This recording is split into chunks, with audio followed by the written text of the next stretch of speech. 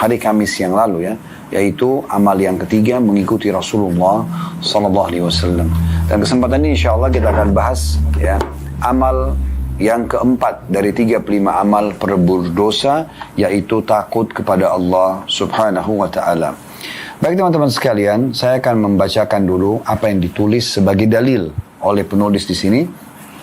Bagi teman-teman yang pegang bukunya di halaman 12, dari Hudzaifah radhiyallahu anhu diriwayatkan bahwa Rasulullah sallallahu alaihi wasallam bersabda, "Kana rajulun mimman kana qablakum yusi'u adh-dhanna bi'amalihi, faqala li ahlihi, idza ana mittu fakhuduni wa dharuni fil bahri yawmin 'asif."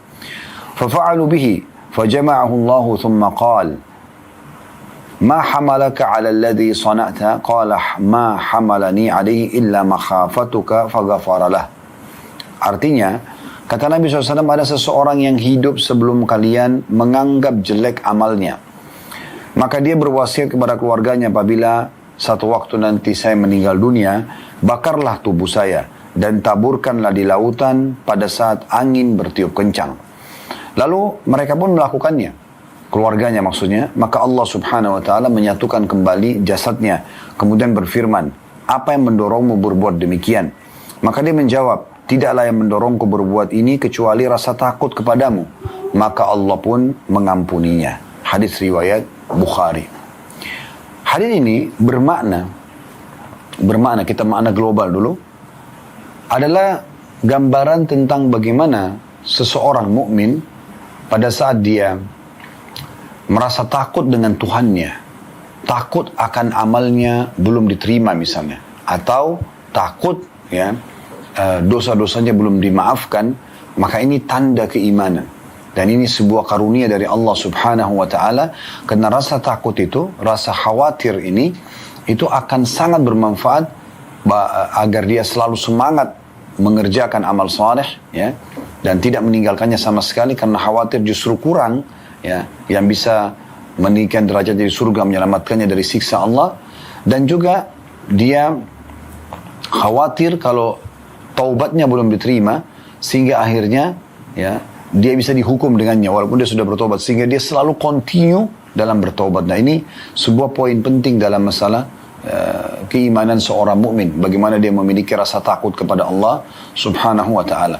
Dan digambarkan dalam hadis ini tentu umat sebelum kita, mereka punya syariat sendiri ya, yang tentu ada syariat yang bersambung ya, ada yang sama, ada yang memang berubah ya. Seperti kasus di masa Nabi Musa alaihissalam, disebutkan dalam surah Al-Baqarah, kalau Bani Israel di masa itu mau bertobat kepada Allah Subhanahu wa Ta'ala, maka mereka disuruh membunuh diri mereka.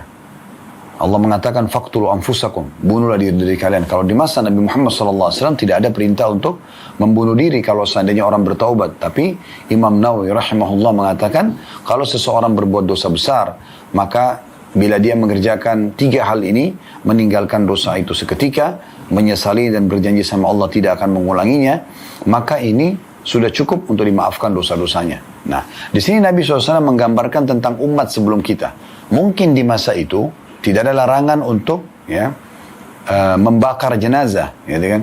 Karena di sini dia mengatakan, karena dia khawatir rasa takutnya yang sangat besar kepada Allah SWT, jangan sampai amal-amal soleh yang sudah dia kerjakan ternyata kurang, kemudian juga dosa-dosanya mungkin yang pernah dia mohon ampun belum diterima. Bukan sangka buruk sama Allah ya, tetapi dia khawatir. Kekhawatiran ini adalah sebuah poin penting yang membuat tadi saya bilang orang bisa continue menjaga amal soleh, dan juga dia ya selalu menjauhi dosa karena dia khawatir jangan sampai amalnya kurang atau jangan sampai dosanya belum dimaafkan. Nah, di sini karena dia khawatir luar biasa dengan amalnya, maka dia berwasiat kepada keluarganya, nanti kalau saya meninggal, ini ceritanya jenazahnya ya, maka bakarlah, dibakar jenazah jasad saya, kemudian debunya itu disebarkan, dibuang di lautan di saat angin lagi bertiup, supaya debu itu menyebar di mana-mana. Dia ingin di sini membuktikan kemahakuasaan Allah Subhanahu wa Ta'ala, dan nanti akan menyatukan jasadnya. Dan subhanallah, dalam hadis ini digambarkan Allah Subhanahu wa Ta'ala lebih tahu tentang hambanya ini, dan betul dia menyatukan jasadnya hamba itu. Kemudian menanyakan kepadanya, "Apa yang membuatmu melakukan ini?" Maka dia mengatakan, "Rasa takut kepadamu ya Allah." Dan Allah lebih tahu hamba itu tulus atau tidak. Memang betul-betul karena dia takut jangan sampai amal solehnya itu kurang, ya, dan jangan sampai juga dosanya belum dimaafkan, maka dia ingin dengan cara seperti ini nanti dia akan langsung berbicara dengan Tuhannya dan menyampaikan hajatnya. Dan seperti disampaikan dalam hadits ini, terjadi seperti apa yang diniatkan oleh orang tersebut. Akhirnya dia pun dibangkitkan dan Allah bertanya, kenapa kau lakukan ini? Maka dia mengatakan, karena rasa takut kepadamu ya Allah, maka Allah pun memaafkannya.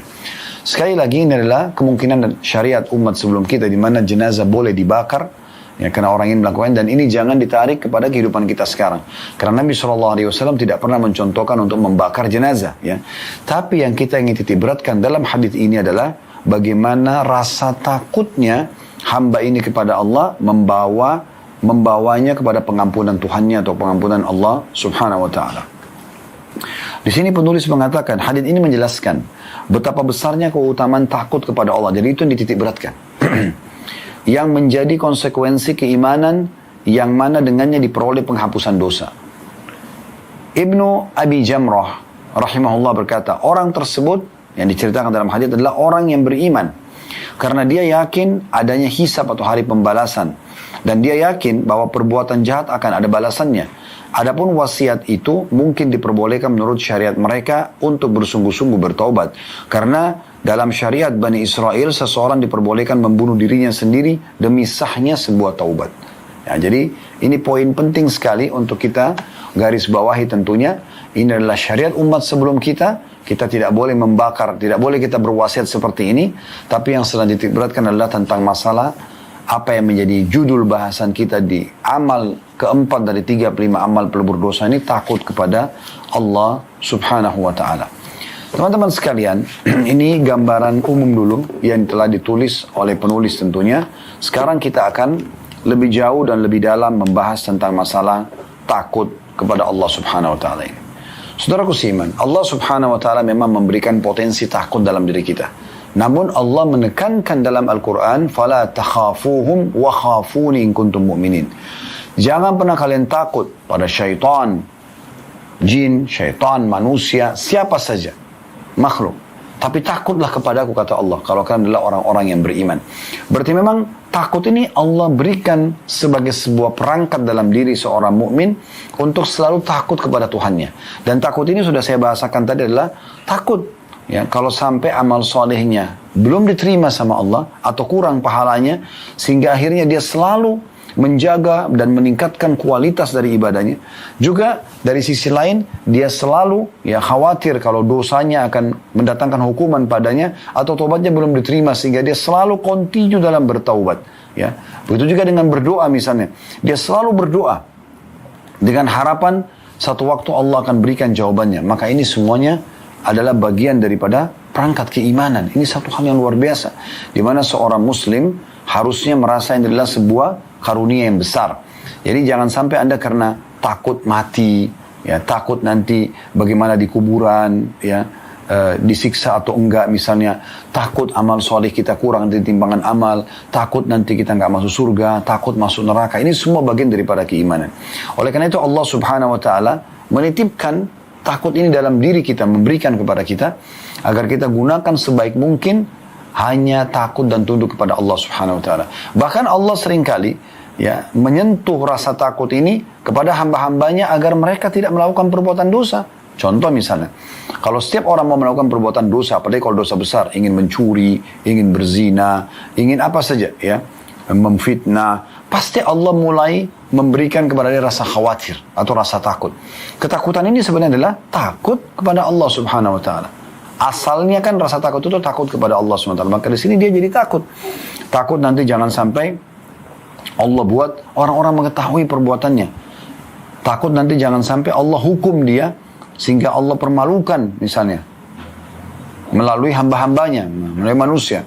Maka ini adalah contoh bagaimana dalam diri kita memang ada rasa takut itu. Orang, teman-teman sekalian, makin mengenal Tuhannya, maka makin takut kepada Allah. Kalau Anda makin tinggi ilmu agamanya, ya, makin sering Anda praktekkan ilmu agama itu, maka rasa takut ini akan makin kental. Ya, akan makin kental. Dan ini membawa kepada kekhusyuan dan ketundukan kepada Allah Subhanahu wa ta'ala yang luar biasa. Makanya para salafus saleh itu dinukil kisah luar biasa dari mereka. Bagaimana Hasan Basri rahimahullah pada saat melihat jenazah, beliau langsung spontan berzikir, memperbanyak zikirnya. Lalu ada yang menanyakan, wahai imam, kenapa anda berzikir? Lalu dia mengatakan kepada orang yang bertanya, berzikirlah, karena yang sedang kita antar sudah tidak bisa berzikir. Langsung dia jadikan itu sebagai momen bagaimana dia bisa segera mendekatkan diri kepada Allah Subhanahu wa taala. Abu Darda radhiyallahu anhu pada saat melihat jenazah, maka beliau langsung berbicara mengatakan, "Pergilah di pagi hari." Kalau untuk waktu pagi misalnya, karena kami akan menyusul sore hari. Pergilah di sore hari, karena kami akan menyusul di pagi hari. Ya. Begitu juga banyak di antara ya ulama-ulama salafus saleh dulu, ada di antara mereka yang sampai pingsan pada saat melihat api unggun, lalu kemudian tubuhnya gemetar dan pingsan. Ya. Ada bahkan di antara mereka yang sampai meninggal dunia karena rasa takutnya kepada Allah Subhanahu wa taala. Jadi memang makin dekat dengan Allah, makin tinggi ilmunya, makin kuat imannya, maka makin kuat juga rasa takutnya. Begitu mudah mereka meneteskan air mata karena Allah Subhanahu wa taala. Begitu mudah mereka meninggalkan perbuatan-perbuatan salah walaupun atau dosa, walaupun godaannya sangat besar karena rasa takutnya kepada Allah Subhanahu wa taala. Oleh karena itu teman-teman sekalian, untuk memunculkan rasa takut ini makin kental, maka kita harus makin memperdalam ilmu agama dan juga makin banyak mempraktekkan dalam kehidupan kita, sehingga akhirnya sesuai dengan perkataan ulama, man kana billahi a'raf kana lillahi akhwaf. Ketahuilah, siapa yang paling mengenal Allah, maka pasti dia adalah orang yang paling takut kepada Allah Subhanahu wa taala. Ya. Asy-Syu'bi rahimahullah, seorang tabi'in, juga berkata, innamal alimu man yakhshallah. Ketahuilah, orang-orang berilmu itulah yang memiliki rasa takut kepada Allah Subhanahu wa taala. Jadi memang kita harus, untuk mencegah rasa takut ini lebih kental lagi, supaya kita betul-betul selalu mengontrol amal soleh kita dan meninggalkan dosa, harus kita lebih dekat kepada Allah Subhanahu wa taala. Baik teman-teman sekalian, di dalam statement yang lain ada yang menarik dari Abdullah bin Mas'ud radhiyallahu anhu, sahabat Nabi, mengatakan, kafa bi khasyatillahi ilman wa kafa bi'tirari atau bil iktirari billahi jahla, maaf saya ulangi ya, kafa bi khasyatillahi ilma, cukuplah rasa takut kepada Allah disebut ilmu, wa kafa bil iktirari billahi jahla, dan cukuplah ya, orang-orang yang lalai ya, atau terbuai ya, dengan karunia Allah dan dia lupa kepada Allah, maka disebut kebodohan ya. Ini disebutkan dalam Majmu' fatwanya Ibnu Taimiyah rahimahullah. Dan Ibnu Taimiyah menanggapi berkata, dari statement Abdullah bin Mas'ud ini beliau mengatakan, wa idza kana ahlul khasyati humul ulama al-mamduhun fil kitab was sunnah lam yakunu mustahiqina lidh-dhammi wa dhalika la yakunu illa ma'a fi'lil wajibat. Jika orang yang takut kepada Allah adalah para ulama, lalu mereka inilah yang terpuji dalam Al-Quran dan mereka pun tidak dicela, maka mereka lah yang biasa menjalankan kewajiban. Maksudnya adalah orang-orang yang berilmu dan juga mengamalkan amal-amal saleh itu ya, ilmu itu, mengamalkan amal saleh, ilmu itu sebagai amal saleh, maka dia adalah orang yang paling takut kepada Allah Subhanahu wa taala. Lalu teman-teman Anda bertanya, kira-kira apa yang saya dapatkan kalau saya takut kepada Allah? Baiklah Ustaz, kami sudah faham misalnya takut kepada Allah Subhanahu wa taala itu akan mendatangkan tadi misalnya, jadi kita jadi lebih rajin beribadah dan lebih takut berbuat dosa. Oke, itu poin. Tapi ada nggak yang kami dapatkan di akhirat nanti? Ada. Anda akan mendapatkan, kalau selalu mengikuti rasa takut ini, ekstra istana di surga. Makanya Allah menjelaskan di dalam surah Ar-Rahman ayat 46, waliman khafa maqama rabbih jannatan. Dan bagi orang-orang yang takut ketika nanti menghadap Tuhannya di hari kiamat, akan mendapatkan 2 surga. Jadi orang-orang mendapat 1 surga, tapi orang yang takut kepada Tuhannya ini akan mendapatkan 2 surga. Ibnu Katsir rahimahullah menyampaikan tentang tafsir surah Ar-Rahman ayat 46 ini, seraya beliau mengatakan, siapa yang takut kepada Allah ya, atau siapa yang takut pada maqam Rabbnya, maksudnya kedudukan Tuhannya, maka kelak di hari kiamat ya, dia akan mendapatkan ya, karunia 2 surga. Dan Ibnu Katsir mengatakan Dengan takut kepada Allah maka dia menahan hawa nafsunya. Dia tidak akan melampaui batas, maksudnya mengulang-ulangi dosa misalnya. Dia juga ya tidak akan mementingkan urusan dunia, yang penting adalah akhirat, tidak mengejar dunia berlebihan. Ya. Kemudian juga dia menjalankan kewajiban dan meninggalkan larangan. Dengan rasa takut itu akan muncul semua itu, dan pasti dia akan mendapatkan 2 istana di surga. Ya. Dinukil dari kisah atau dari hadis, ya, bukan kisah tapi dari hadis Abdullah bin Qais radhiyallahu anhu dari Rasulullah sallallahu alaihi wasallam, beliau bersabda mengenai surah Ar-Rahman ayat 46, ya.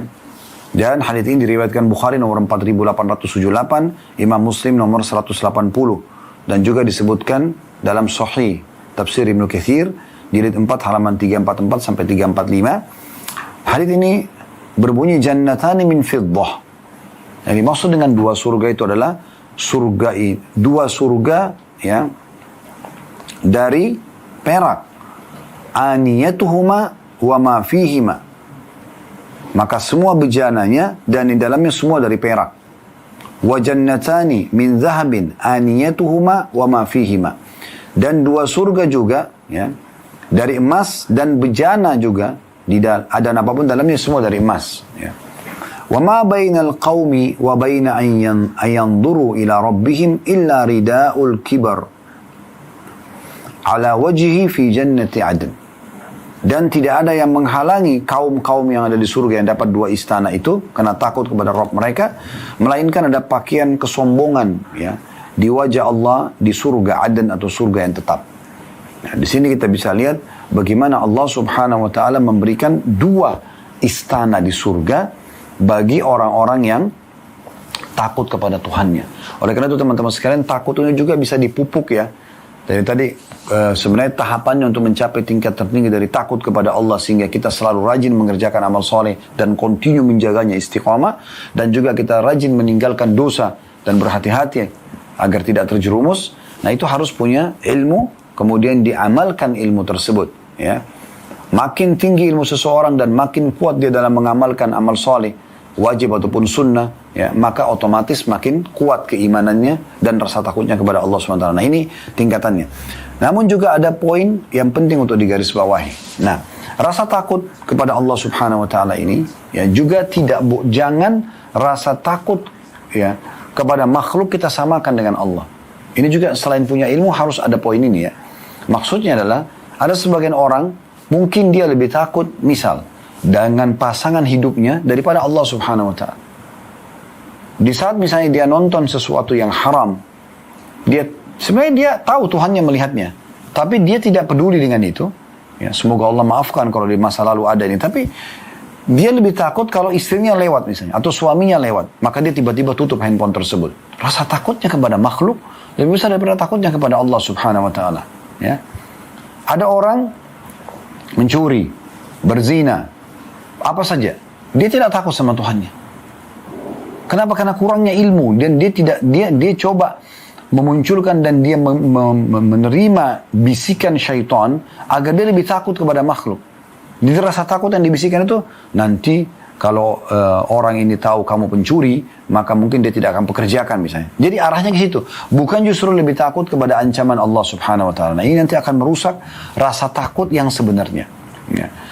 Juga poin penting yang harus digarisbawahi dalam masalah ini, syaitan selalu menakut-nakuti. Dia mau tunggangi rasa takut kita itu. Sebagaimana Allah Subhanahu Wa Taala menyebutkan, Inna dzalikumus syaitanu yukhawifu awliya'a.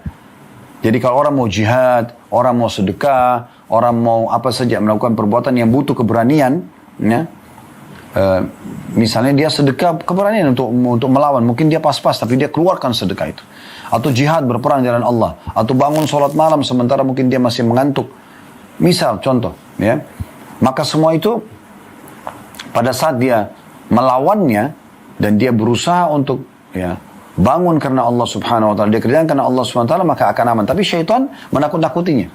Nanti kalau kamu jihad, istrimu akan nikah sama siapa, gitu kan? Misal, bagaimana kalau anggota tubuhmu cacat? Bagaimana kalau kau ditawan oleh musuh? Yang ditakut-takuti itu semua. Sampai kata Nabi SAW, kalau orang mau berjihad, ya, kemudian dia ditakut-takuti oleh syaitan, tapi dia tetap melaksanakannya, tetap dia pergi sampai dia mati syahid, maka baginya surga. Kan gitu. Begitu juga orang kalau mau sedekah, ditakut-takuti. Nanti kamu mau makan apa? Kamu lebih perlu. Nanti ada gini dan gitu. Sehingga dia tidak bersedekah. Juga dengan sholat malam, tidurlah. Lebih baik tidur. Mungkin butuh istirahat, tubuh butuh ini dan segala macam. Padahal sebenarnya hak Allah Subhanahu Wa Taala ada di sana. Pastikan teman-teman sekalian, kalau kita dahulukan hak Allah Subhanahu Wa Taala, urusan kita semua akan mudah. Karena semua perkara kita ini, urusan kita, kalau baik maka karena baik hubungan kita sama Allah. Kalau rusak maka karena rusak hubungan kita sama Allah Subhanahu Wa Taala. Coba teman-teman sekalian, walaupun ada hal yang sangat penting, misalnya meeting menghasilkan miliaran rupiah, atau pertemuan penting dengan orang lain, yang akan Anda lakukan misalnya selepas sholat wajib. Kadang-kadang ada orang, dia tidak khusyuk dalam sholatnya. Karena selalu mikirkan masalah yang urusan sama makhluk tersebut. Pastikan teman-teman sekarang, kalau dia lalaikan sholatnya, kemudian dia mendahulukan, ya, dalam sholat pun dia selalu berpikir tentang masalah urusan dunianya itu, maka itu tidak akan sukses. Tapi coba, ya, Anda lebih konsentrasi dalam sholat, bahkan memohon kepada Allah Subhanahu Wa Taala agar Allah mudahkan urusan setelah itu. Lihat bagaimana mudahnya dan berkeberkahan yang Allah datangkan dari usaha yang akan kita lakukan setelah itu. Walaupun kita cuma salat sunnah, coba konsentrasi kita sujud, mohon kepada Allah Subhanahu Wa Taala dimudahkan. Allah akan mudahkan semua urusan. Ya, berulang kali kami coba mempraktikin ini. Teori ini luar biasa. Ya. Jadi walaupun kita ada hal yang mendesak, yang penting sekali, tapi pada saat sedang beribadah kepada Allah, konsentrasi, zikir habis sholat, sholatnya kita jaga kehusyuannya. Kalau lagi baca Al-Quran, baca dengan tenang. Kemudian setelah itu baru kita berikan hak makhluk. Subhanallah, keberkahan yang luar biasa Allah berikan. Tapi di saat orang itu buru-buru sholat, karena kenapa? Oh, lagi janjian sama orang. Maka dia lalaikan hak Tuhannya di sini, karena kurangnya rasa takutnya kepada Allah. Maka pastikan juga permasalahan di sana tidak akan selesai dan sukses. Maka ini poin penting yang harus kita garis bawahi. Syekh As-Sa'di rahimahullah mengatakan konsekuensi dari orang yang takut pada Allah adalah meninggalkan larangan dan melaksanakan perintah. Hasilnya kalau Anda takut kepada Allah nanti adalah Anda akan pasti selalu mengerjakan ketaatan dan meninggalkan larangan, dan itu sebuah karunia yang luar biasa gitu, ya. Itulah orang yang akan mendapatkan 2 surga yang dijanjikan dalam surah Ar-Rahman tadi ayat 46, ya. 2 surga itu terdapat bejana, perhiasan, bangunan, dan isi lainnya yang terbuat dari emas. Salah satu dari 2 surga itu diperuntukkan karena meninggalkan yang diharamkan, dan surga lainnya diperuntukkan karena ketaatan yang diperintahkan. Tafsir As-Sa'di halaman 880. Jadi surah Ar-Rahman ayat 46, waliman khafa maqama rabbih jannatan, dan orang yang takut pada Tuhan akan mendapatkan 2 istana. Nabi SAW tadi sudah sebutkan hadis yang kami bacakan. Ada istana yang Allah berikan dari emas, dari perak, dan semua dalamnya, semua perabotnya dari perak. Dan ada juga istana emas, semuanya perabotnya dan apapun dalamnya dari emas. Maka ini akan diberikan oleh Allah Subhanahu Wa Taala kepada orang yang takut kepadanya. Lalu Syekh Sa'di rahimahullah menanggapi hadis ini sambil mengatakan bahwasanya 2 surga yang dijanjikan, 1 surga itu karena rasa takutnya sehingga membuat dia termotivasi selalu mengerjakan ketaatan, ini dapat istana sendiri. Dan 1 istana lagi diberikan karena rasa takut yang muncul membuat dia khawatir dan tidak mau melakukan perbuatan dosa. Nah, ini juga punya dapat istana. Dari sini juga kita ambil pelajaran penting teman-teman sekalian. Ternyata Allah Subhanahu Wa Taala itu luar biasa luas rahmatnya. Dan memang Allah Subhanahu Wa Taala ini memberikan kepada kita peluang-peluang yang sangat banyak. Dari 1 perbuatan amal soleh bisa banyak sekali kita mendapatkan pahala di situ. Contoh misalnya sholat. Kita kalau sholat di wudu ada pahalanya. Melangkah ke masjid ada pahalanya. Masuk masjid ada pahalanya. Sholat sunnah sebelumnya qabli ada pahalanya. Doa di antara azan iqamah ada pahalanya. Takbiratul ihram pertama imam ada pahalanya. Setiap bacaan dan gerakan dalam sholat ada pahalanya. Selepas salam ada doa, selesai sholat, selepas sholat ada zikir, ada pahalanya. Gitu kan? Ada sholat ba'diyahnya misalnya. Di sholat wajib ada ba'diyah seperti duhur, maghrib dan isya misalnya. Ada pahalanya. Ini untuk kita sendiri. Tapi Allah memberikan kita kesempatan untuk menambah pahala itu. Bagaimana caranya? Ajak orang lain. Atau Anda menjadi muazzinnya. Atau Anda menjadi imamnya. Atau Anda membangun masjidnya. Menyiapkan karpetnya. fasilitas tempat wudhunya. Padahal sebenarnya tadinya bisa kita kerjakan sendiri. Tapi kita bisa mendapatkan pahala dengan memudahkan orang lain juga mengerjakannya. Ini akan menambah ekstra pahala. Dan itu hampir semua di sisi ibadah kita sama. Ini satu sisi tentang masalah ibadah. Dan di saat Anda sedang mengerjakan ketaatan, berarti kan Anda meninggalkan larangannya ibadah itu. Apa itu? Misalnya Anda sholat. Berarti kan ini perintahnya. Larangannya adalah meninggalkan sholat. Anda sekarang mendapatkan pahala karena mengerjakan ketaatan, mengerjakan ibadah tersebut. Anda juga dapat pahala karena meninggalkan yang dilarang dari ibadah itu. Misalnya meninggalkan sholat. Nah ini luar biasa gitu. Sisi panen pahala yang luar biasa. Sulit digambarkan kalau dengan akal manusia. Tapi Allah subhanahu wa ta'ala itu ya, maha pemurah, maha penyayang. Belum lagi Allah kekalkan dalam Al-Quran, ya, man ja'a bil hasanati falahu asyru amthaliha. Siapa yang mengerjakan satu kebaikan akan dilipat gandakan 10 kali lipat. Selain kita bisa dapat pahala dengan cukup banyak dari satu jenis pahala sendiri, tadi sudah kami kasih contoh ya.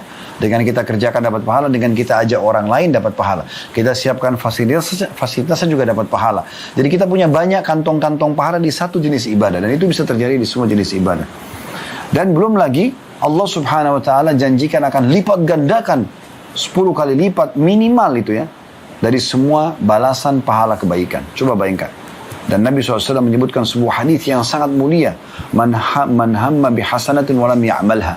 Siapa yang niat ingin mengerjakan satu kebaikan dan belum sempat mengerjakannya. Baru niat sholat malam, baru niat sedekah, baru niat hadir majelis ilmu, baru niat mau membantu, menjenguk orang susah, menjenguk orang sakit, bakti orang tua, haji dan umroh, jihad, apa saja.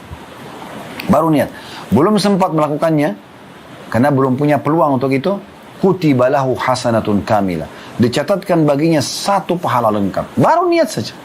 Oleh karena itu sering kami ingatkan teman-teman sekalian, kalau mau tidur malam, jangan cuma langsung tidur. Niatkan sholat malam. Kalaupun kebablasan tidur sudah mendapatkan lengkap pahala itu.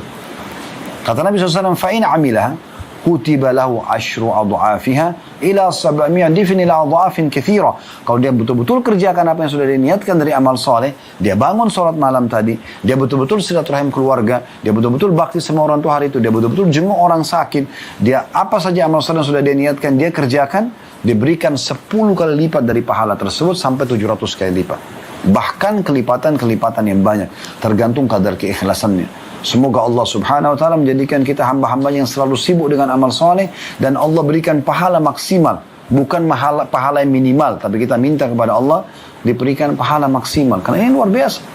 Lalu kata Nabi SAW, sebaliknya, وَمَنْ هَمَّ بِسَيِّئَةٍ وَلَمْ يَعْمَلْهَا kutiba lahu hasanatun kamilah. Siapa yang niat mengerjakan satu perbuatan dosa, niat ingin berzina, niat ingin berbohong, menipu, dan segala macam. Lalu dia batalkan karena Allah.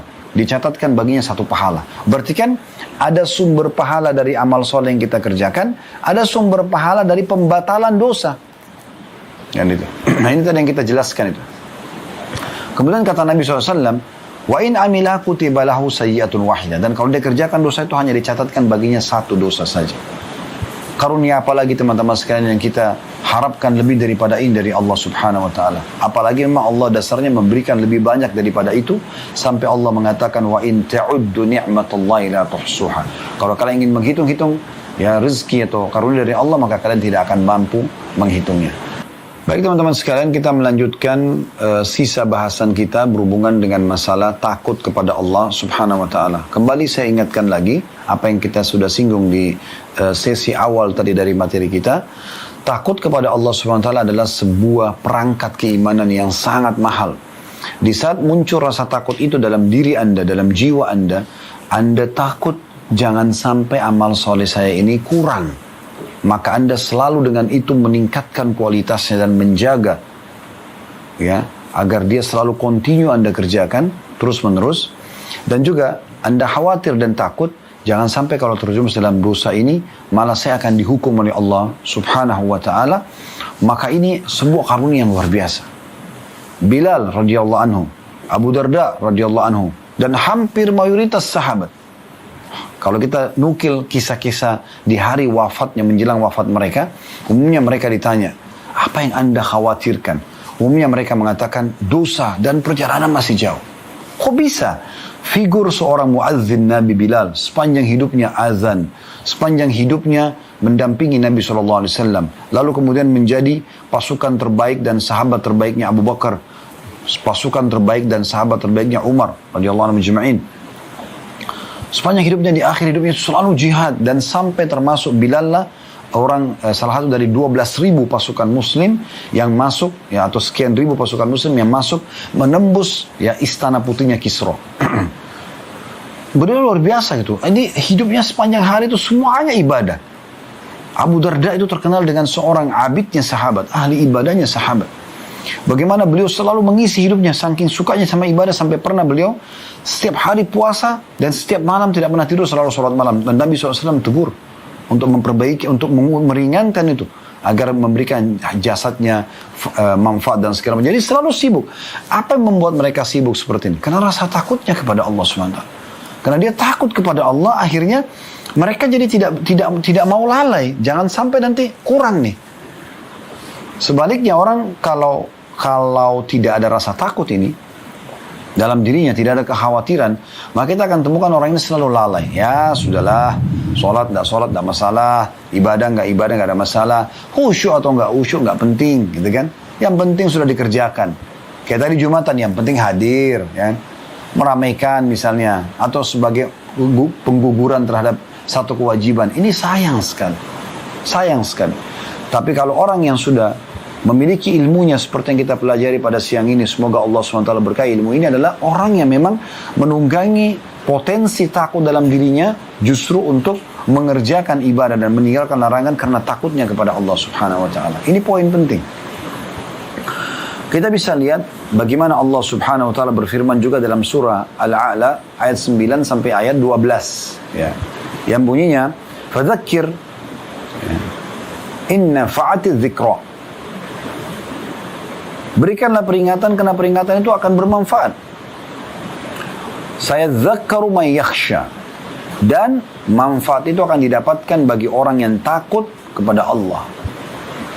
Jadi manfaat dari keimanan, manfaat dari ketaatan, sehingga melahirkan kebahagiaan, rezeki yang melimpah, ya, pemenuhan kebutuhan, solusi dari permasalahan di dunia dan juga puncaknya di surga di akhirat sana, itu akan diberikan justru kepada orang yang takut kepada Allah.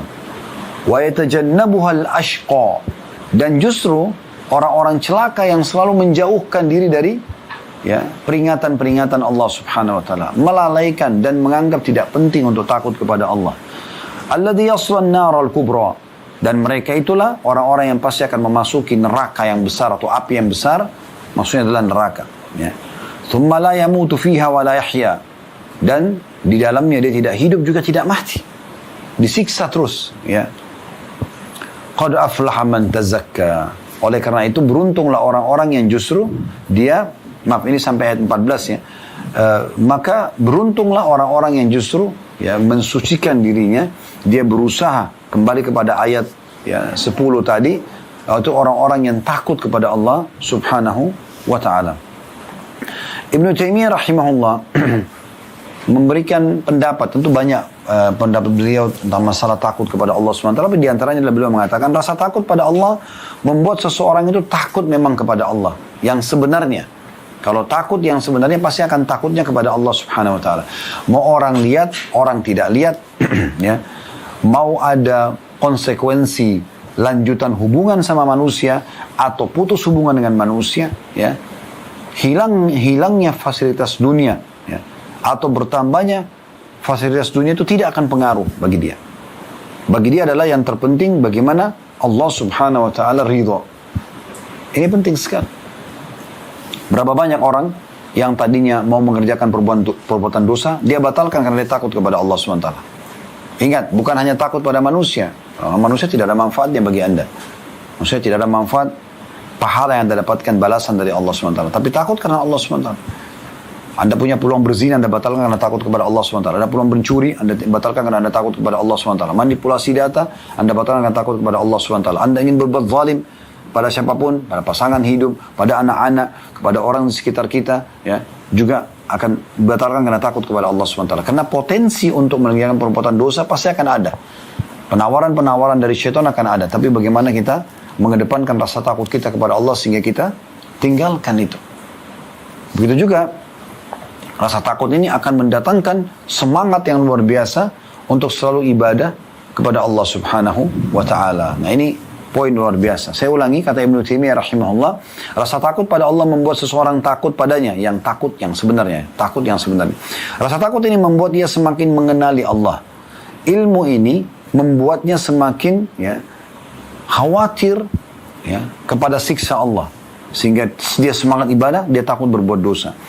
Lalu rasa khawatir terjerumus dalam dosa atau disiksa oleh Allah ini akan mengantar dia pada ketaatan yang maksimal. Jadi orang yang takut pada Allah pasti akan selalu menjalankan perintah Allah dan menjauhi larangannya. Ini yang dimaksud dengan takut kepada Allah yang sebenarnya. Nah ini poin luar biasa ya.